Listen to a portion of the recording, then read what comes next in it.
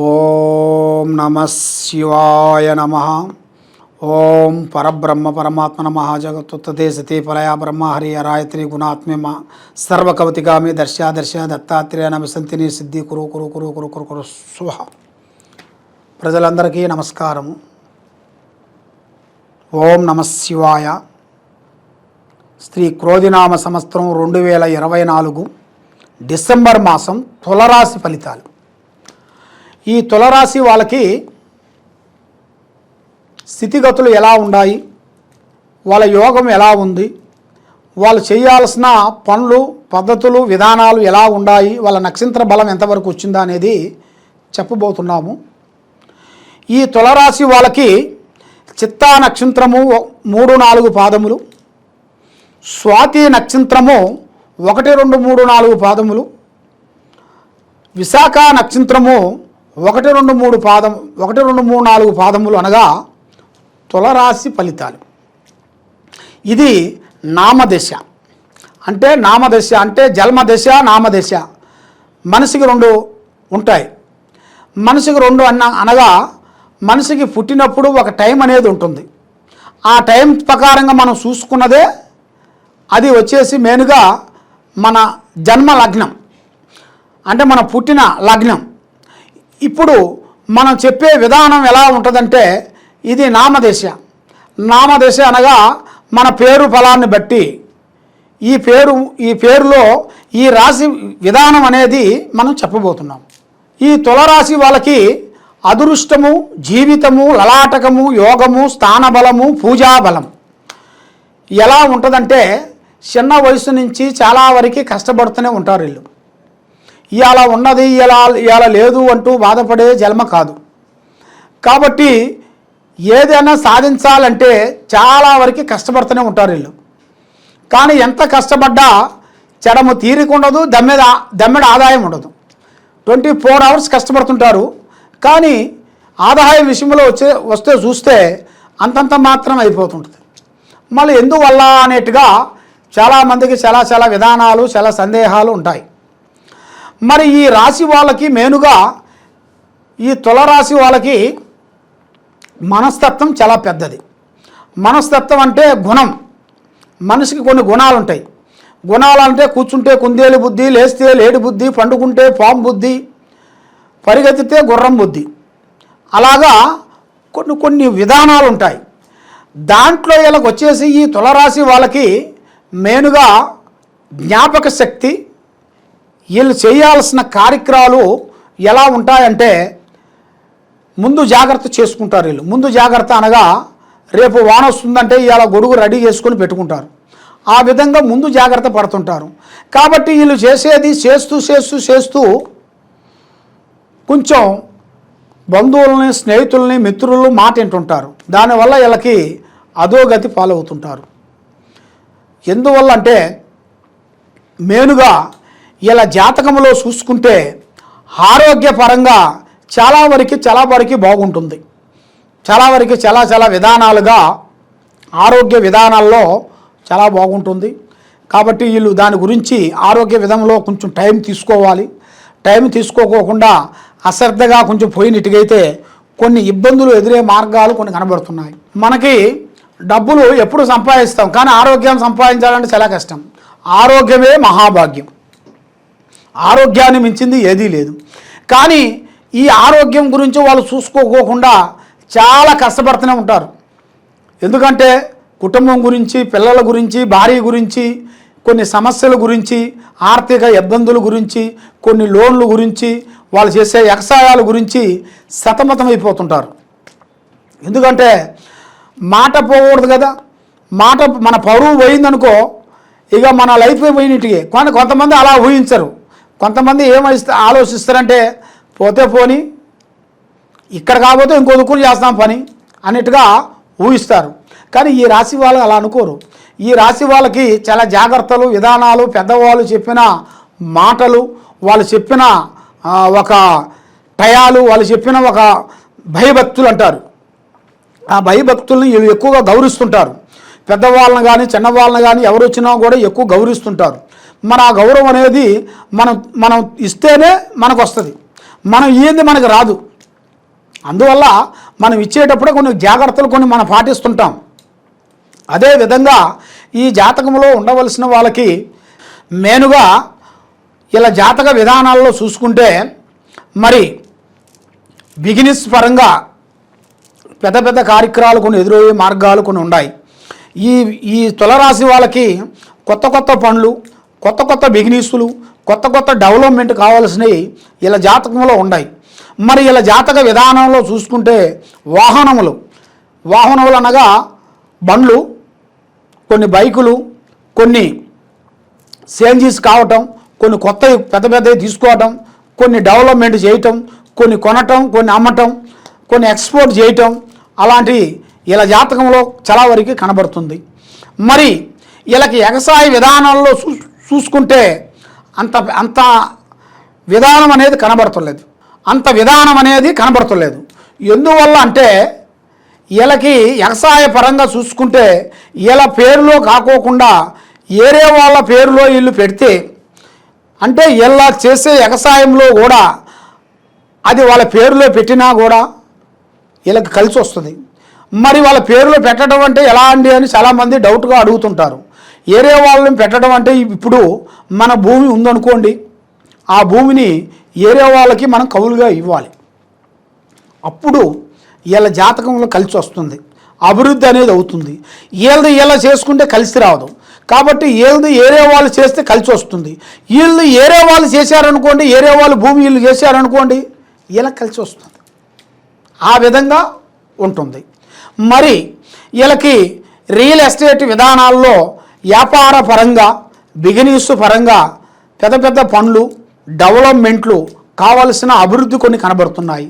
Real ఎస్టేట్లో కూడా పెద్ద పెద్ద బిల్డింగ్లు కూడా పెద్ద పెద్ద కన్స్ట్రక్షన్లు కొన్ని కొనటం, కొన్ని అమ్మటం, రియల్ ఎస్టేట్లు దాంట్లో కొంత మార్పులు అవి కొన్ని చేయాల్సినవి అతి దగ్గరలో వీళ్ళకి కనబడుతున్నాయి. దాంట్లో కూడా ఎలాంటి ఇబ్బందులు అనేది ఏం లేదు. దాంట్లో కూడా అభివృద్ధి అనేది వస్తుంది.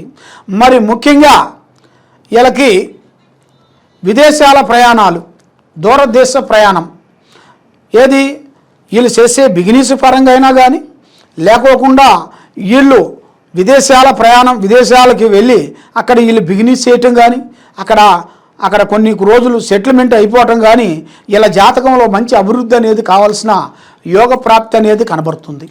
కాబట్టి మరి వీళ్ళకి ముఖ్యంగా ప్రేమ సమస్య అంటే ప్రేమ అనేది మనం ప్రేమిస్తాం.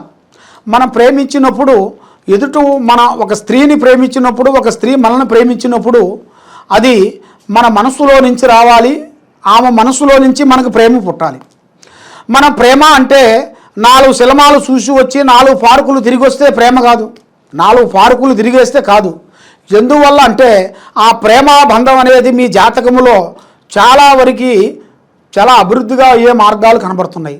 ప్రేమించే వాళ్ళకి మీకు కొత్త కొత్త విధానాలు ఎదురయ్యే మార్గాలు ఉన్నాయి.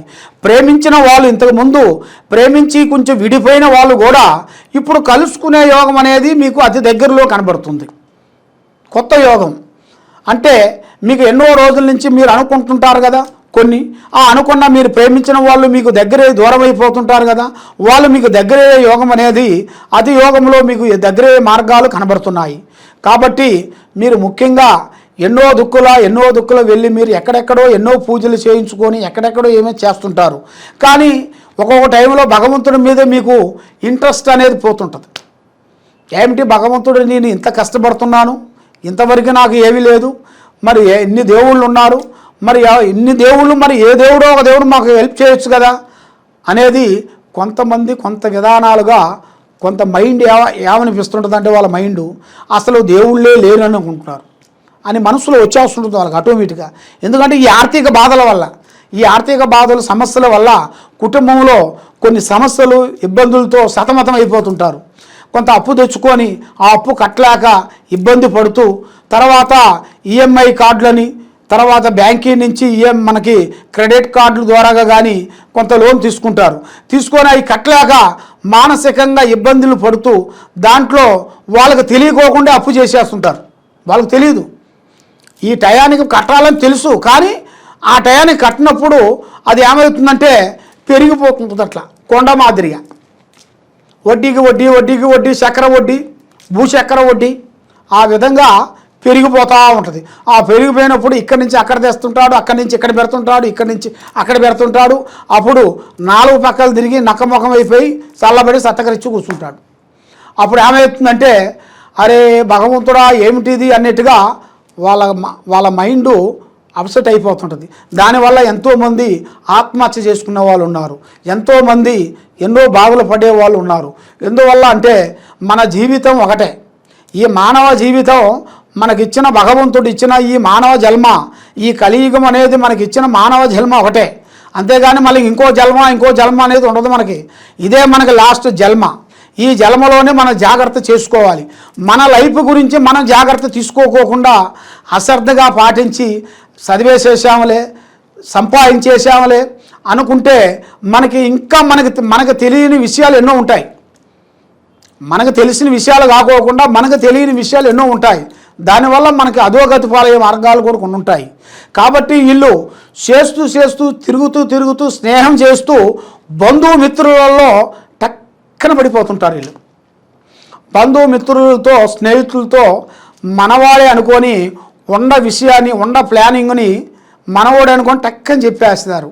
వీళ్ళు చెప్పిన ఒక్క మాటని వాళ్ళు ఏం చేస్తారంటే, వాళ్ళు మనల్ని తక్కువ అంచనా వేసేసి ఆ మాటని వాళ్ళు తీసుకొని, ఇప్పుడు మనం ఒక ఆఫీస్ అయినా కానీ, ఒక ఇల్లు అయినా కానీ, ఒక బంధుమిత్రులైనా కానీ, అక్కడ ఏమవుతుందంటే మనం ఒక మాట మనవాడే అనుకోండి, మనం చెప్పామనుకోండి, ఆ మాటని మన ఇంట్లో వాళ్ళకైతేనూ వేరే బంధుమిత్రులకు చెప్తుంటారు.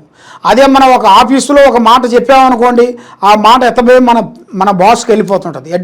మన బాస్కి వెళ్ళిపోయినప్పుడు ఆ బాస్ నుంచి మనకు లేనిపోయిన చికాకులు, మనకు ఉద్యోగం పోవటం, చికాకులు పడటం, స్త్రీ వల్ల కానీ పురుషుల వల్ల కానీ చాలా విధానాలు కనబడే యోగం కనబడుతుంది. మరి బంధుమిత్రులతో స్నేహితుల వలన ఎవరిని మీరు ఎక్కువగా నమ్మొద్దండి. నమ్మారో మీ పని అధోగతి.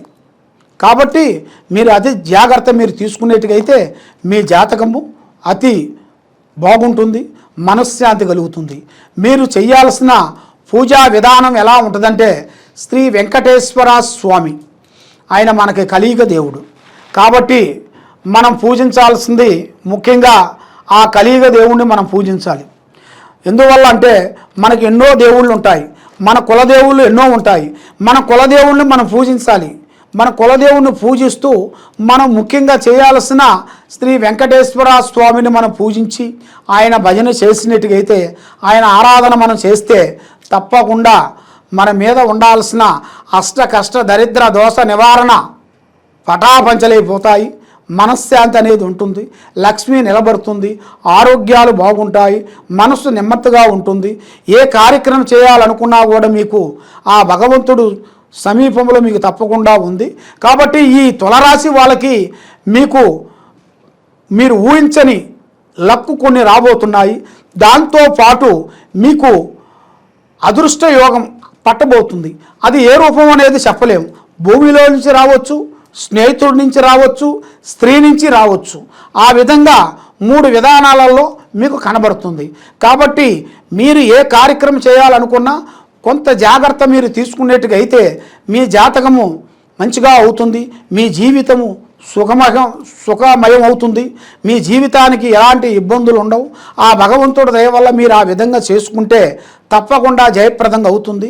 ఈ కింద ఉండాల్సిన నెంబర్కి మీరు సంప్రదించినట్టుగైతే మీ ఒంట్లో ఏమున్నా, మీ ఇంటి మీద ఏమన్నా ఉన్నా, మీరు చేసే ఉద్యోగంలో కానీ, మీరు చేసే బిజినెస్లో కానీ ఎలాంటి లోపాలు ఉన్నా కూడా మేము చూసి చెప్పగలుగుతాము. మీ డౌట్ ఏదన్నా ఉంటే మాకు కింద ఉండాల్సిన నెంబర్కి సంప్రదించండి. సర్వో జనా సుఖినో భవంతు. ఓం నమః శివాయ నమః.